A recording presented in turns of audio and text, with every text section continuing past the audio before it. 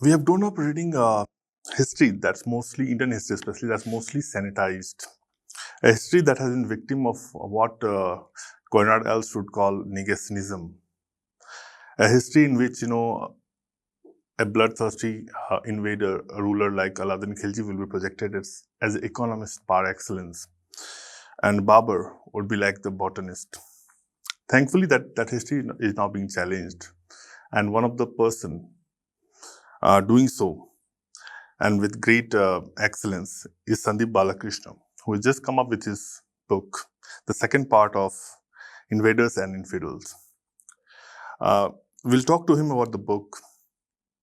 Thank you, Mr. Balakrishna, for joining us. Thank you. The first question is a peripheral one. You have dedicated this book to Sir Jagannath Sarkar.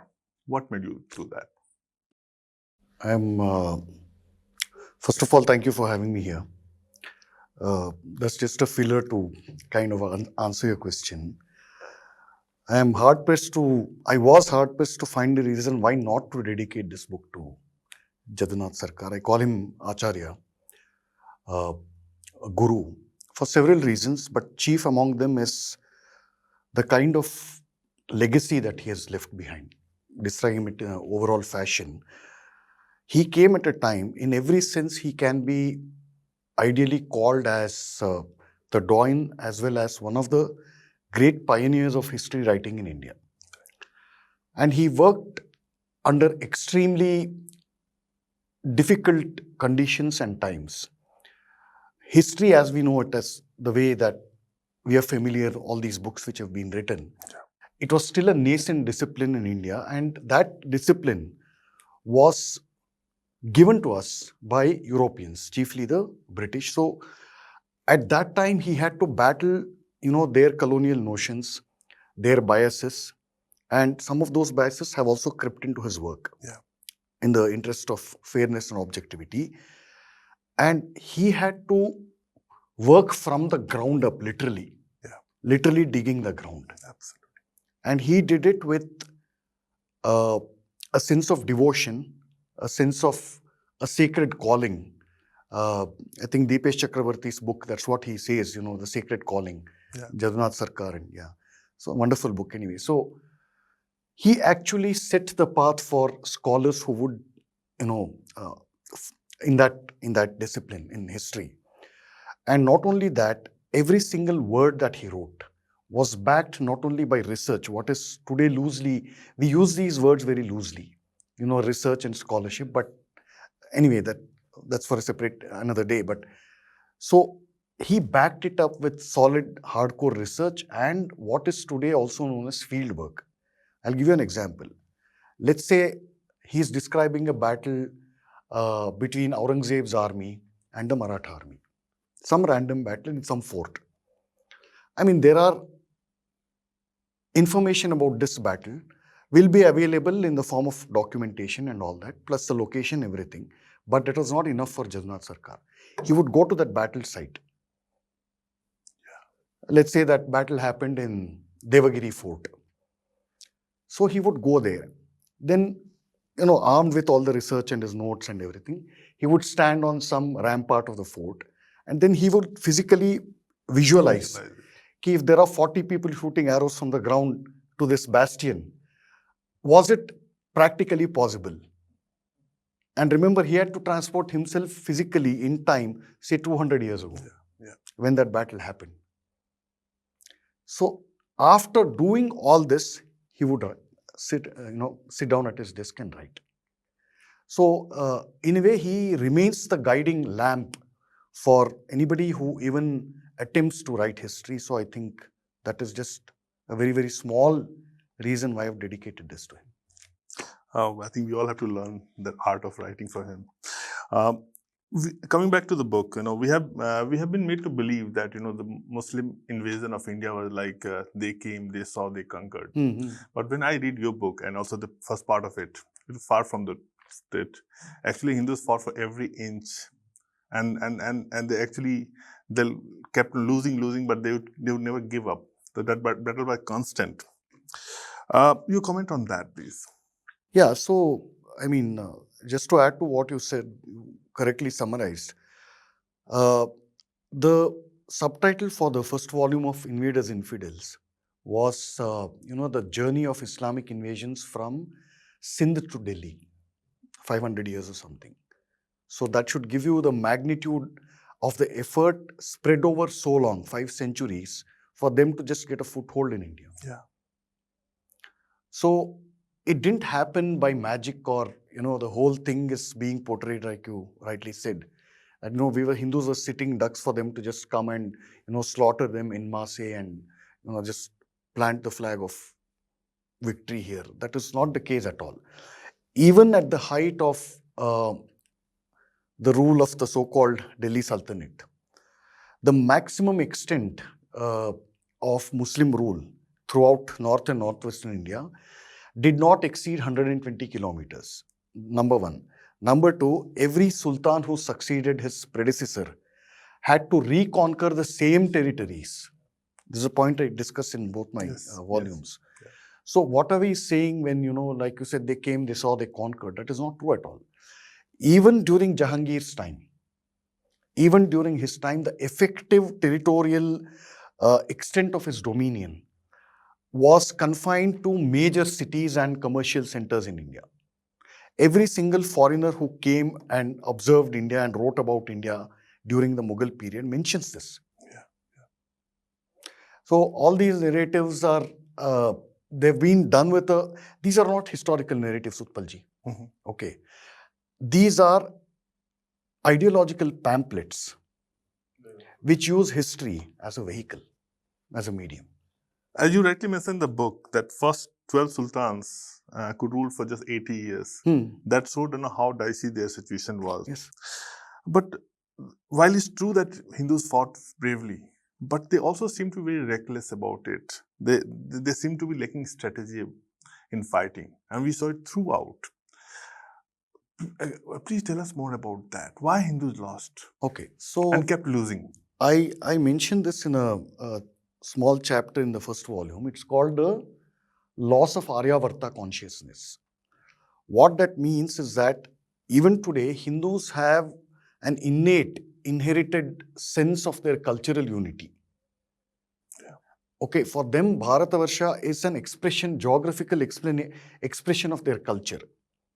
But it was also physical, boundary of the Hindus, the Hindu homeland, what is known as Brihad Bharata, which unfortunately has been divided today, lost to us as Afghanistan, Bangladesh and Pakistan. So that we always had a sense of that consciousness. And this Aryavarta consciousness simply means that all Hindus regarded this land, this physical land, as sacred. Yeah. No other civilization does that. Non-Abrahamic civilization has this conception. Yeah. Yeah. So Bharata means both space and time. So Bharata Varsha, right, that is also a land. And Varsha means time. Varsha Rutu. Yeah. Yeah. So we had this conception, and it was maintained by all our physical kings, by all our kings and emperors in the past who had this within them. A.K. Warder is a great scholar, British scholar, who wrote a series of volumes on the history of Sanskrit aesthetics or Sanskrit poetics. Mm-hmm. In a work on Sanskrit poetics, he does not fail to mention one line. What he says is that India lost the day it forgot the teachings of Kautilya. Yeah. So this he mentions, how closely he has understood our culture. In a book on Sanskrit poetics, he mentions this. Yeah. So over a period of time, like it all happens, all empires decay, this kind of thing, Hindu kings became lax in regard to this kind of physical and and military safety, caring for your boundaries. Because the first time Qasim invaded, it was a raid, not an invasion. First time he raided, Hindus did not have an inkling of the kind of enemy that they're dealing with. Yeah.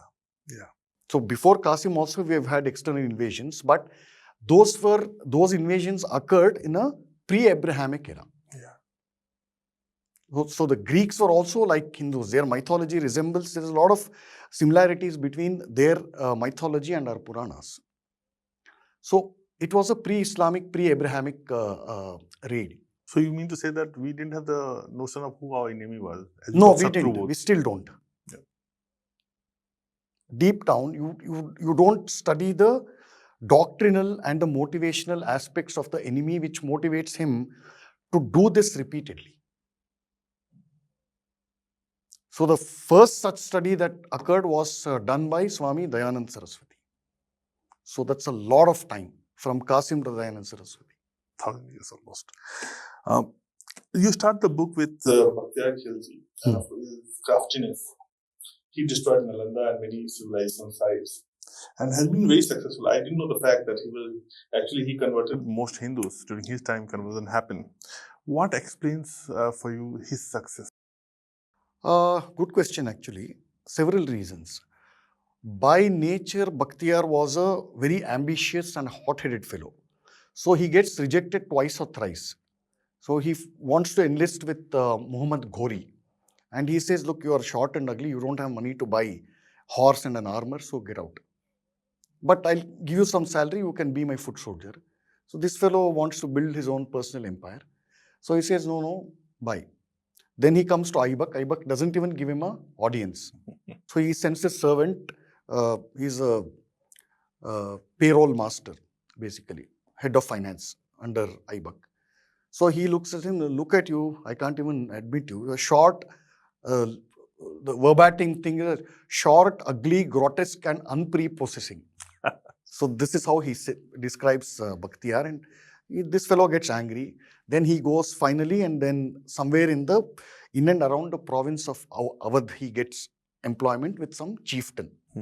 And that is where he starts his career. He has his small troops, basically brigands, very ruthless, and that area around, where he gets his Jagir, that is not under any Hindu king's protection. It's basically almost like a no man's land, and no Muslim invader has set foot there. Bhaktiar starts his career by plundering all those villages, collecting money, booty, and then from there he slowly expands his horizon.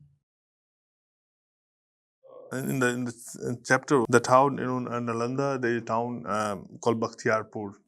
And I remember meeting, Anand Raghunathan the other day, and his book also talks about that town in Bihar, and he very painfully mentioned that to see that town in the name of a plunderer still existing in this country. What does it tell about this country and the people that still have they have a town named after one of the greatest vandals of the time? Well, until recently you had something called Aurangzeb Road in Lutyens, Delhi. Yeah. There is still an Aurangzeb Lane, if I'm not mistaken. It is. Right? Yeah. And you have an entire locality called Safdarjung. Yeah. He was a commander of, general of one of those fellows after the so-called Mughal king after Aurangzeb. So anyway, these are all there. This is what I say, the Hindu civilizational amnesia. We have been plundered and battered and bruised and, hammered so many times for so long that it's a miracle that, we still have these memories and I can write such books. It is still a miracle, actually. The level of psychological damage which has been sustained for so long, look, wherever Islam went, with its first encounter, it wiped out that existing civilization. Our fault is that we have lived to tell the tale. So Bakhtiarpur will also be there, Aurangzeb Road will be there, there is a Tipu Nagar, Tipu Circle, Haidar Nagar. I believe him. So, but yeah, may take time. I think. You mentioned about Amir Khusro, and I'm very gleefully talking about the killing of Hindus and conversion and destruction of Hindu empires. And as a child, my memory of Amir Khusro is something different. As poet who was actually a product of Ganga Jamuni Tahzeeb kind of thing. So who is the true Khusro? Can you tell us who is? The true Khusro is a bigot who was also a poet. And a good one at that. I can't understand Farsi poetry, so I leave it to the literary experts to be the judge of his poetic merits. But this is a true Khusro who was a out and out bigot. He was one of the celebrated disciples of this fellow, Aulia. Oh, yeah. Right. I mean, he writes with very candidly that, happy land of Hindustan, where the heads of infidels have been cut off and the thorny darkness of something. All this is all poetry only. Yeah. And where the hand of Sharia rules, things like that. And the Hindus have been properly oppressed and put in their place. You get this left and right. And all his, he is one of the arch flatterers, a time server, a thorough opportunist. This is real character.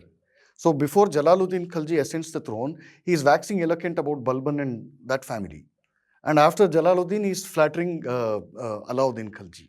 So this is Amir Khusro. This man-like, lion-like Jalal-ud-din, he ravaged the whole tract of what is today known as Rohilkhand. Burning villages. He describes this with great pleasure.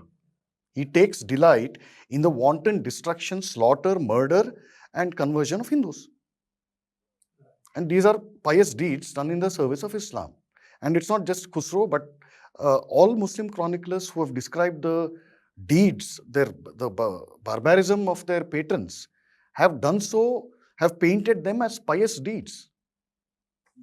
How do you evaluate the role of Sufism in India throughout? Because there are a lot of very savory things are said about them. Well, Sufi is one of the, it's a great question, by the way. Sufis are one of the, how do you put it politely? So let's begin with the Ricky point. The appeal of Sufis from time immemorial till now, even today, a lot of Hindus talk about, they go gaga about something called Sufi music, which is a contradiction in terms. What they do is not music, but anyway.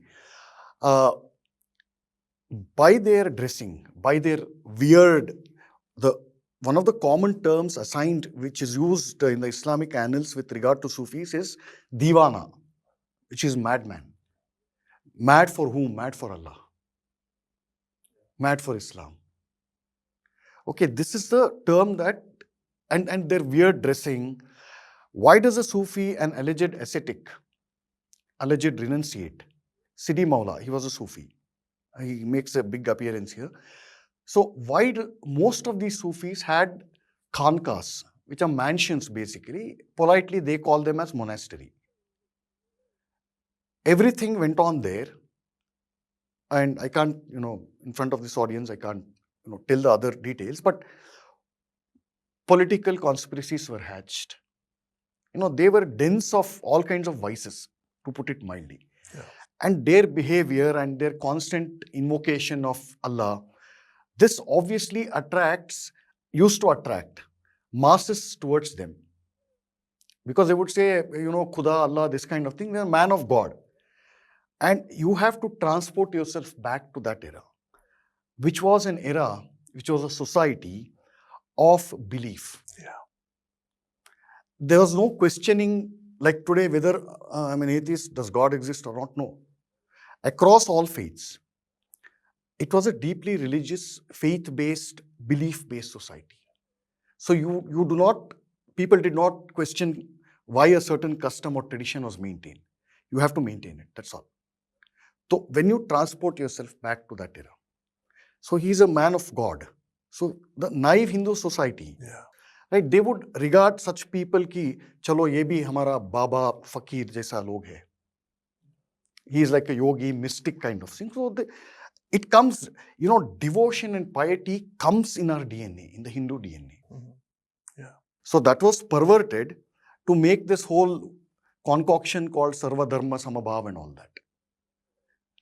Anyway, so coming back to Sufis, what they did,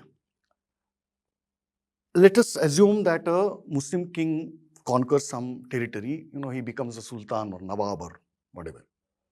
And he wants to enjoy the spoils of his war. Ki, theek hai, I am Sultan now, let me have my fun and all that. No, the Sufis would not let him rule the country in peace. Yeah. They would constantly go, they were his advisors, spiritual advisors, if you want to define spirituality like that. So they would constantly tell him, ki, look, you will definitely go to Jahannam. You will, on the judgment day, you will face hellfire. Why? Because you're not oppressing the kafirs properly, even in peacetime. Yeah. Okay, so they use this whole godly image to lull the society, to lull the kafir society, because they were in a minority then, to lull the Hindu society into thinking that they were also like your yogis and bairagi kind of thing, and try and convert. At the same time, they were always focused on the goal that this kafir land has to be claimed for Islam. They were very focused in that. Whether that success was achieved in their lifetime or not is a separate question. So when they heard news that some invader, Muslim invader, was coming to in this direction to loot it or plunder it or completely conquer it, they would act as Ricky agents, pass on local intelligence. So this you see, large parts of Gujarat coast, even before Qasim came here, the Rashtrakutas have to be blamed for this. They allowed these Arab merchants and Sufis to settle along the Gujarat coast, especially in areas like Sanjan, and which is also not coincidentally, Sanjan is also the place where the Parsis first landed. Yes. Yeah.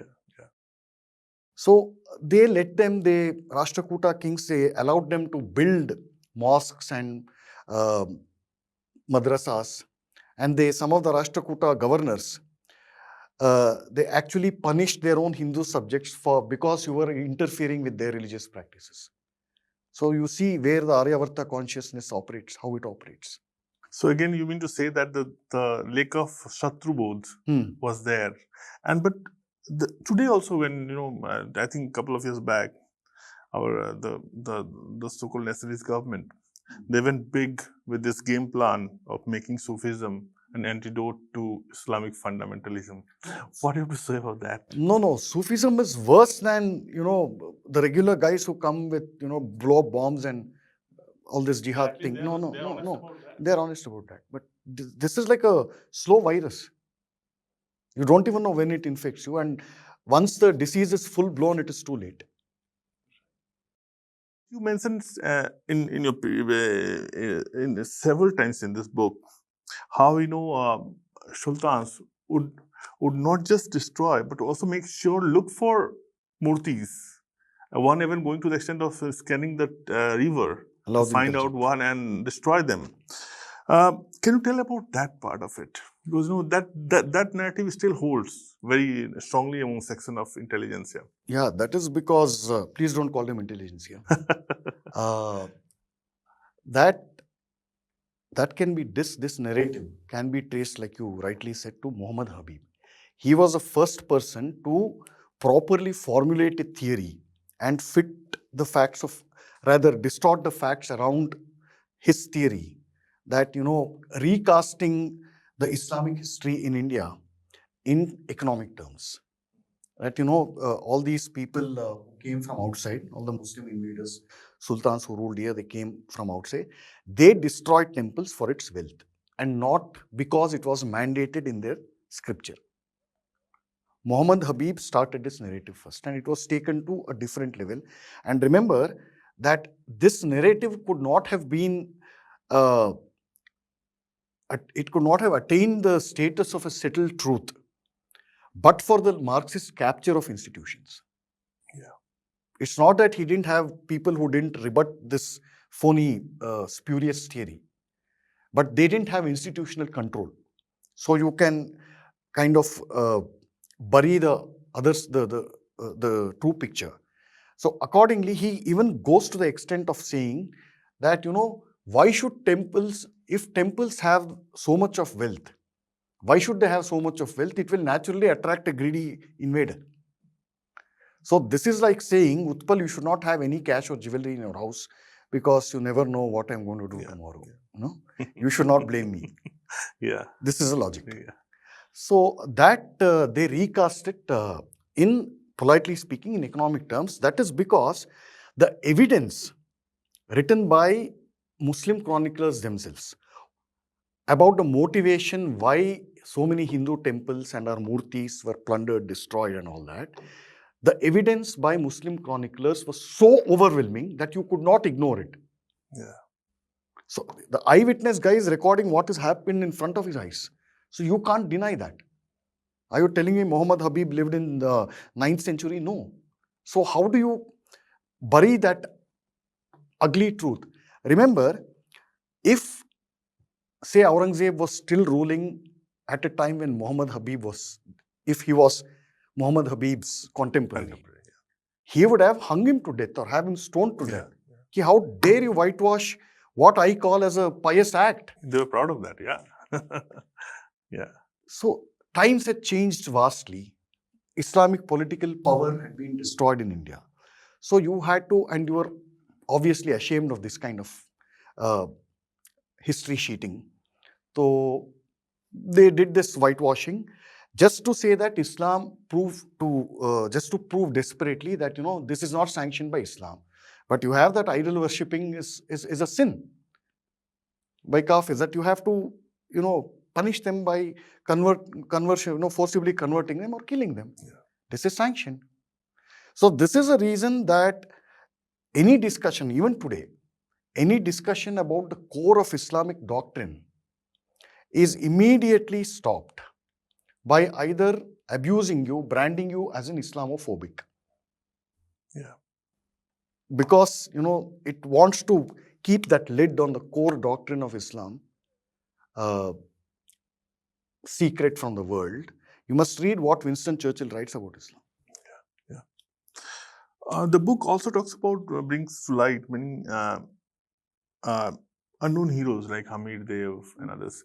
I particularly like the story of the two unknown women who fought Alauddin Khilji and the way they did it. Can you tell us more about them? Yeah, so this was a first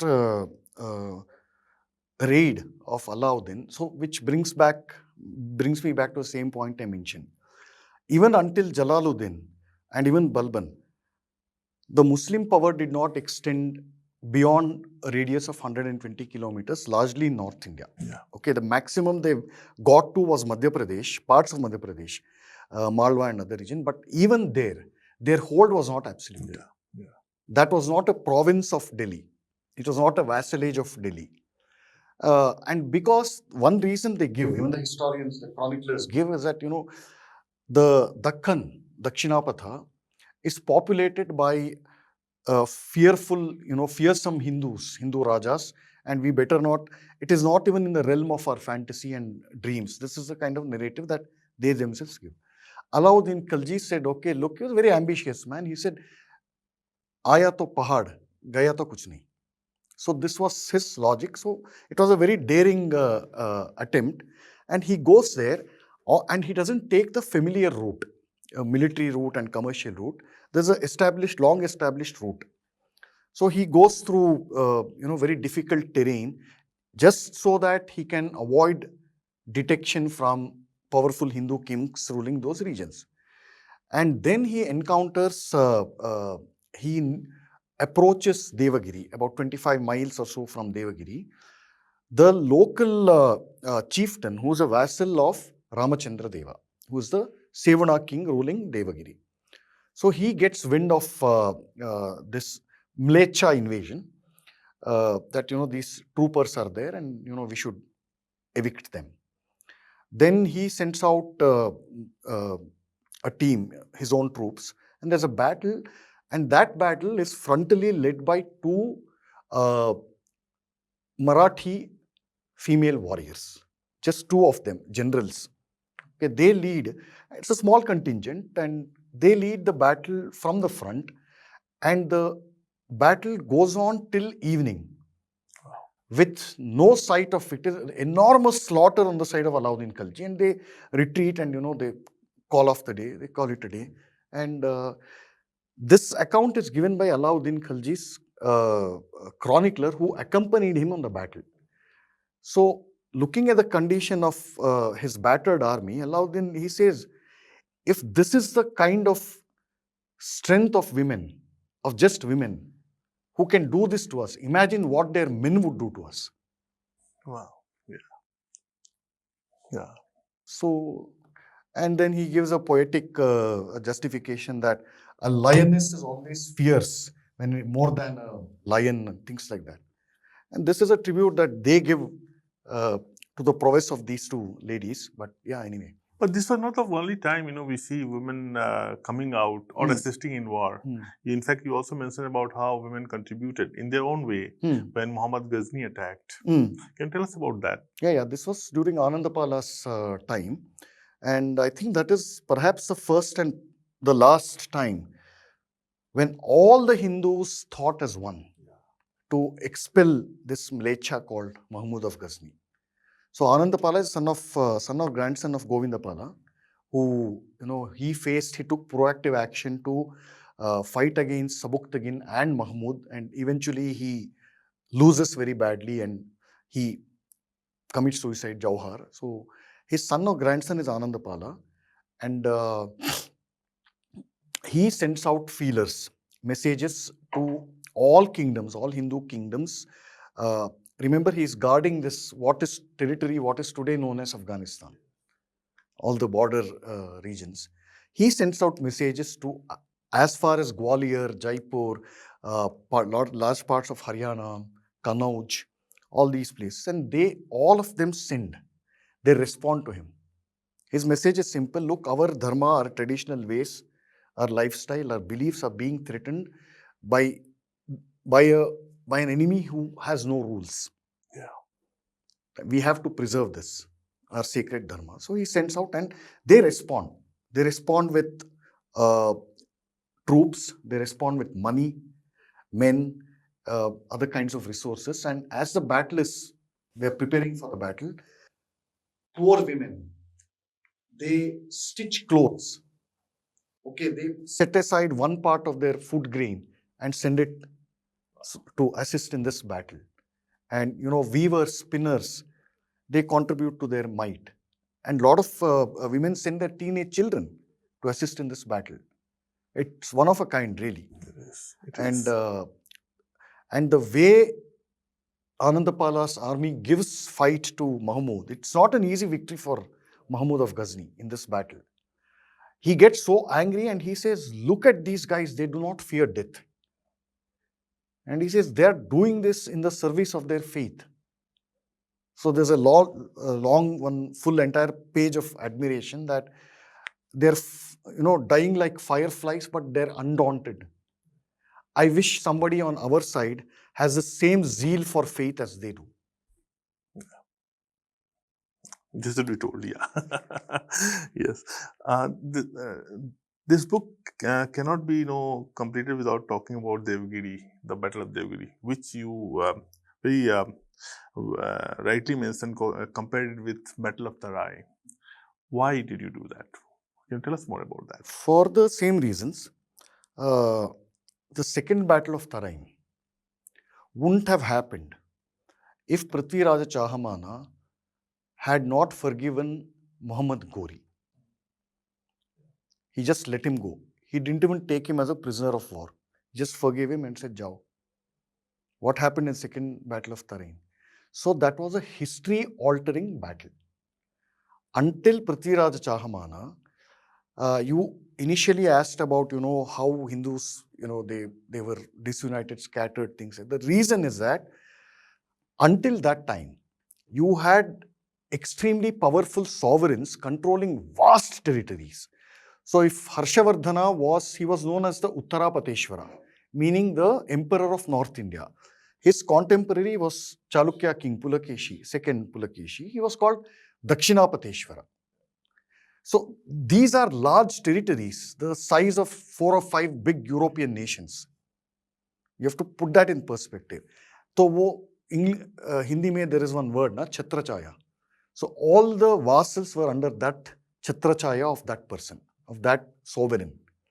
You take that away, then that whole protection is gone. It is each to his own. So all these people, Jayapal Deva and others, that is loosely known as the Hindu Shahi kings. You don't know their past because they were vassals under these monarchs. So one such monarch was Prithviraj Chahamana. That is why it was a history-altering battle. After that, the Hindu political power throughout what is known as North India, which encompasses 6 large states, including modern Punjab and Haryana put together. That's a lot of territory. So where was the Hindu political power centered in? Mainly in Rajasthan. And even there they were disunited. Why? There's no more Prithviraja king to unite them, to have that kind of vision. So that is why this second battle of Tarain is history altering. And for the same reason, the Alauddin's raid and his, not conquest, successful raid of Devagiri, which actually set the tone for subsequent raids. That was also as history altering as the second battle of Tarain, but this time in the context of Dakshinapatha. When we track the journey of Alauddin to Devagiri, one wonders, how he is allowed to sneak in that far, especially in the context that, we had the template of what happened with Bhaktiar Khalji when he tried to reach from Kamrup to Tibet, and how he was completely decimated in some way. How you see this failure on the part of the Hindu rulers of that region? These are two separate things. Now, Bhaktiar acted alone. He already had some kind of a quasi-empire in Bengal and southern part of Bihar. He got intoxicated by this success and thought that, I will build a new Silk route by conquering Tibet. But he hadn't bargained for the kind of terrain and, the toughness, the ardor of the march and all that. And he's faced it, yeah. He doesn't know the terrain. He doesn't know the people. He doesn't know how well they are equipped. He doesn't know how they'll fight. It was a blind kind of an expedition. And he got decimated properly. This I mentioned. It is a freak kind of a thing, and it was a failure entirely of his own making. But in Alauddin Khalji's case, he estimated his campaign maximum of about 2 months. But he took almost 4.5 months. What he did was, it was a surreptitious march. He had planned out his route very well. That is one 50%, you can give him credit for that success, 50% for this factor. The other thing was the laxity on the part of the Hindu kings who ruled those regions. So we had all warring Hindu kings, Sevuna, Ramachandra. He is simultaneously fighting with Chalukyas of Gujarat and Paramaras. Paramaras are fighting with Chalukyas, and then with the Chahamana dynasty, including Amir Deva. And then in the south, you have Pandyas fighting with, sometimes allying with Hoysala, and then sometimes fighting with them. And then you have the Kakatiya power in Telangana, Warangal. So they are also fighting with Yadavas. So who gives a damn when, this guy comes? Okay, we are happy fighting with each other, trying to extend our territory. 2 months, I'll capture 20 kilometers in your territory, okay? And I can hold on to it only for 2 months. Then you'll take it back from me or attack me from my territory from another area. Right. So it is a sick picture actually, in a way. Yeah. To be truthful. So this also contributed to Alauddin Khalji. He's camping about 8 kilometers or 7 kilometers from Devagiri fort, the capital city. And this man, Ramachandra, he has sent the best of his fighting troops, including numbers and prowess, under his son against a war with Hoysala. Who does this? I was actually coming there. I mean, there was complete lack of, any laxity or complete laxity on the part of the... Yeah, no vision, no laxity, self-interest, selfishness, no larger civilizational vision. Thank you, Sandeep. Thank you so much. It was a pleasure talking to you. Likewise.